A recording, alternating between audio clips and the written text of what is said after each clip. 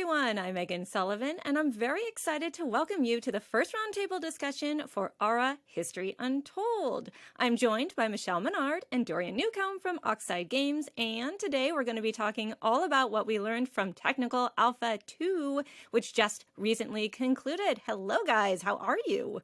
Hello, doing well. How are you? I'm excellent. How are you doing, Dorian? Pretty great. This has been a fun TA too. Oh boy, I can't wait to hear all about it. So, because players had so much to do and they had their hands full, I'm just going to dive right in and I'm going to ask you, Michelle, what were some of the new significant features for Technical Alpha 2? Yeah, we had a ton of new stuff in this technical alpha. If you happened to play in the first one, you would have seen this for yourself, but the game basically doubled in size between the two alphas. So one of the big ones first was act transition. And that's a big moment in time where basically once a certain number of nations get to a threshold, a certain point in technological history, the game pauses. And there's a whole bunch of map cleanup that takes up, the lowest scoring people are removed. There's a lot of new interesting features that are added, the map shifts a little bit, and so it's a really neat reflection point for people to kind of take a breather, step back, and then jump back in.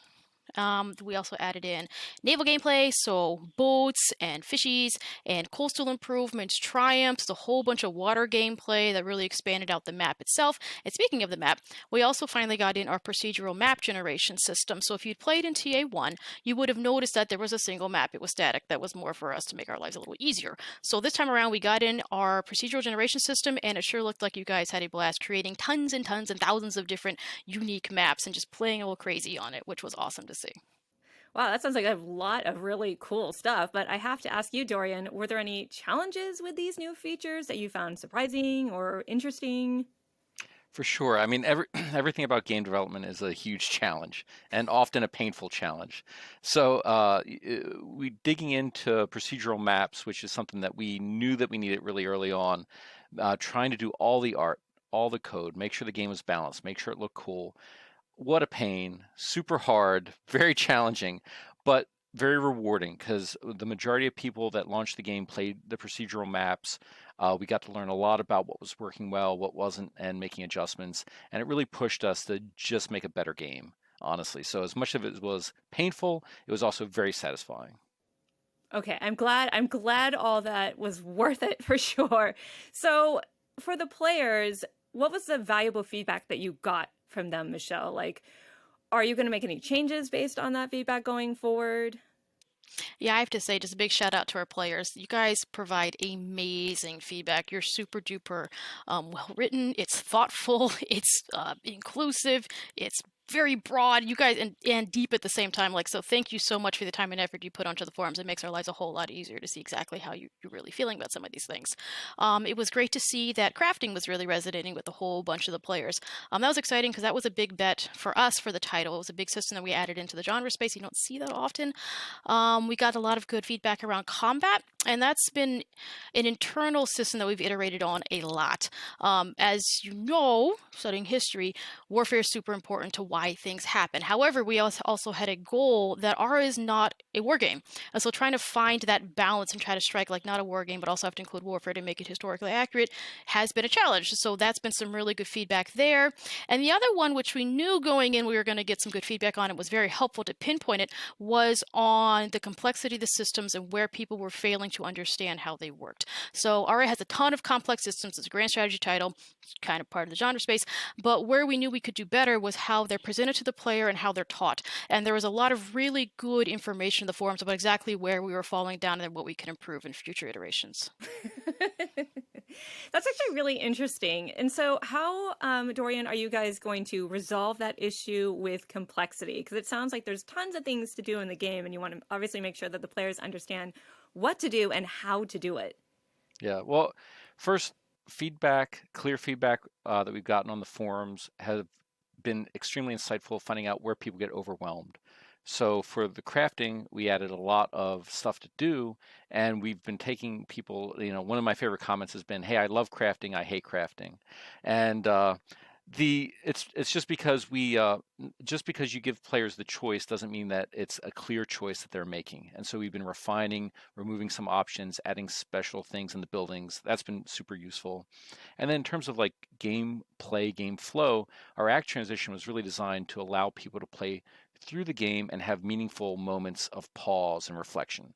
And getting feedback as when that worked and when we removed a little bit too much has been super useful. Like, yeah, and cleaning up the map and allowing people to have another fresh start after the end of the act is important. So that kind of feedback's been awesome, but it definitely helps our assumptions versus what people play and how they feel. Bring those together so that we can adjust accordingly has been awesome to see. I'm glad, because I am somebody who enjoys good crafting in strategy games, in RPGs, things like that. Like, I'm that person. So I appreciate you actually taking that feedback and be like, all right, let's really make this a fun, interesting, and engaging experience. With that said, speaking of fun, what other fun stats or key pieces of information did you find interesting? You know, something that'll end up influencing the rest of the development process leading up to launch. What do you think, Michelle?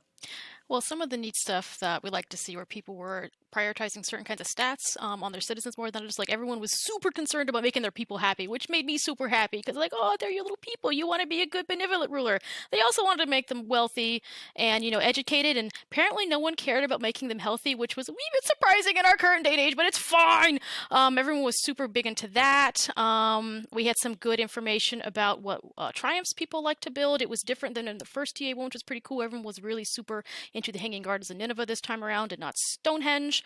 And yeah, they liked the Artisan Studio as a crafting building more than the Forge, which also made me super happy again because not a war game. I was like, yay, they're building luxuries and paintings and things. I'm so happy. Yes, those things are important. It's not all about war. It's about society and culture and good things. What do you think, Dorian? Do you have anything to add to that?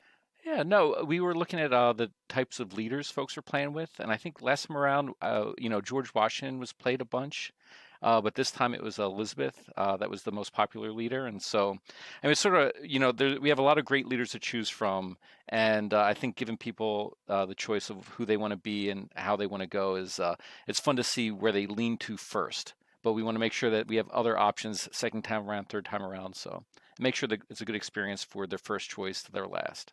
That's a George Washington. Now, is this Queen Elizabeth the First or second, though? I gotta ask. Oh, the first. Oh, the first. Okay. That Shakespeare's queen.